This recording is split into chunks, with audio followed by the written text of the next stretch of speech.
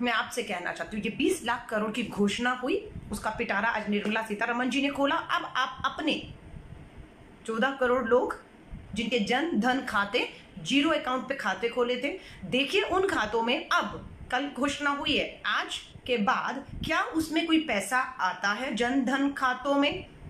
500 रुपया डाला था, लेकिन 500 रुपये में जिसकी नौकरी चली गई, जिसका घर बार छूटकर, जो मजदूर, जो किसान, जो कामगार सड़कों पर मीलों चल रहे हैं अपने घर पहुंचने के लिए, मात्र 500 रुपये में जिन्होंने इस पैकेज की घोषणा करके 500 रुपया जनधन खातों में डाला, मैं उनसे कहूंगी एक महीना तो छोड़िए, एक दिन उस 500 रुपये से चलाकर दिखा दीजिए आज के दौर में, तो गरीब मजदूर से हम उम्मीद कर लेंगे। 20 लाख करोड़ में हमें उम्मीद थी कि साफ सी बात कर रही हो, सबसे बड़ा हाल था कि 13 करोड़ जनधन खातों में, हर खाते में 7,500 डाल दीजिए, 65,000 करोड़ बनेगा और एक महीना सब गरीब मजदूर जिनके जनधन खाते हैं वो एक महीना कम से कम अपना निकाल पाएंगे और सरकार के पास अपने आप को पैरों पे, अपनी अर्थव्यवस्था को खड़ा करने का समय मिलेगा।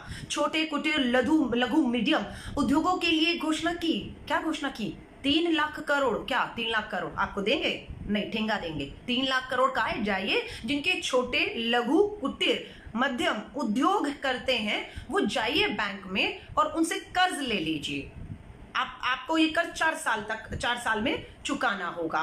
3 लाख करोड़ तक का आप छोटे जो व्यापारी हैं वो कर्ज ले सकते हैं। ये कोई आपको राहत नहीं है, ये कर्ज है आपके लिए। ये कैसी राहत पैकेज है, समझ से परे है। और जिन छोटे लघु कुटीर उद्योग वालों को कहा गया कि जाइए बैंक में, बिना गारंटी के 3 लाख करोड़ रुपया हमने घोषणा कर दिया, आप उनसे ले सकते हैं।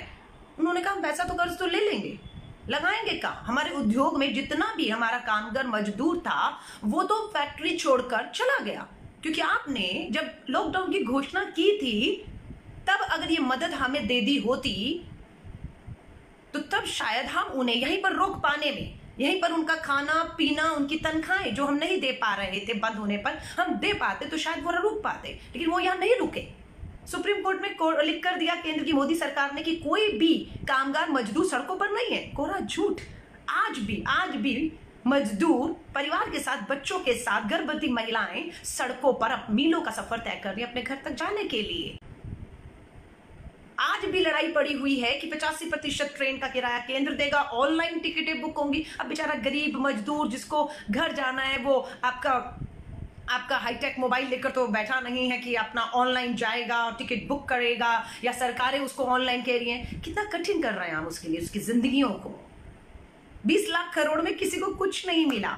90,000 करोड़ बिजली कंपनियों को राहत के लिए, बिजली कंपनियों को। आपके बिजली के बिल कम नहीं होंगे, आपसे बिजली के पूरे बिल वसूल किए जाएंगे।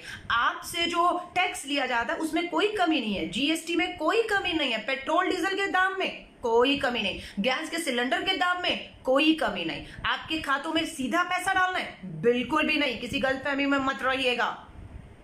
हमने तो सिर्फ सुझाव दिया, हम आलोचना नहीं कर रहे, हम आपको सुझाव दे रहे हैं।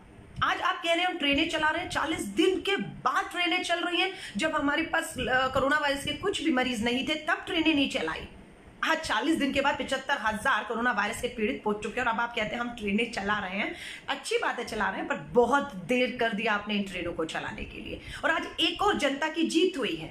40 दिन के बाद देश के प्रधानमंत्री नरेंद्र मोदी जी को झुकना पड़ा, क्योंकि उनके 2014 के जो चुनावी भाषण के वीडियो थे, भाइयों और बहनों, देश का पैसा है, सरकारों को जवाब देना चाहिए नहीं देना चाहिए कि जनता का, देश का पैसा कहां खर्च हो रहा है। प्रधानमंत्री नरेंद्र मोदी जी के 2014 के चुनावी भाषण थे।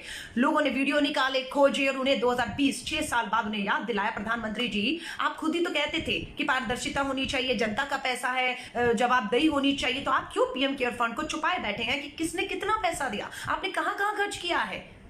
और उसका चेहरा बने राहुल गांधी और पूरी कांग्रेस ने विपक्ष का धर्म निभाते हुए हमला किया। बिल्कुल पीएम केयर फंड की पारदर्शिता लाइए, कितना फंड कहां से आया, कहां खर्च करे, क्यों नहीं आप देश को बता रहे हैं। आज देश के प्रधानमंत्री को जनता के सामने, देश के सामने झुकने पर मजबूर होना पड़ा।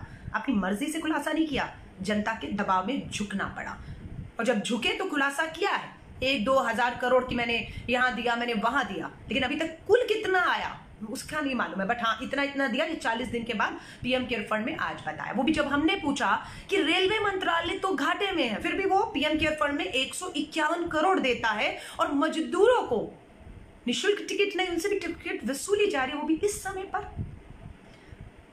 तब जाकर जब सोनिया गांधी जी ने कह दिया कि सब टिकटों का जो खर्चा है वो हमारे जैसे कार्यकर्ता, कोई 1 टिकट का खर्चा देगा, कोई 2 का देगा, कोई 10 का, कोई जिसकी जितनी हैसियत है, हम लोगों ने वो देने शुरू किए।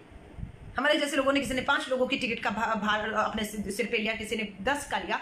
जब तक ये घोषणा नहीं हुई थी तब तक ये भी नहीं कहा गया था कि 85% केंद्र देगा और 15 राज्य देगा। अब 15% राज्य में बिहार और दिल्ली में झगड़ा पड़ा हुआ है।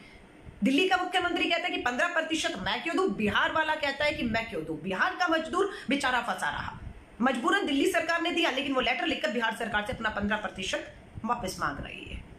इसीलिए अब खर्च करने के लिए फिर वही बात है, मजदूरों को कहा जा रहा है कि आप ऑनलाइन टिकट ले लीजिए और आपकी टिकट के पैसे बाद में दे दिए जाएंगे। आप यकीन करते हैं कि ऐसा ही करेंगे? और अगर टिकट का पैसा आज भरेगा तो लाएगा कहां से? उसकी तो नौकरी छूट गई, उसका तो घर छूट गया, वो तो सड़कों पर पूरे परिवार के साथ। और आपकी टिकटें भी कोई 50-60 रुपए की नहीं है। टिकटों पर आप सब्सिडी या उसको पर राहत के बाद भी टिकटें 500-600 रुपए और एक आदमी की।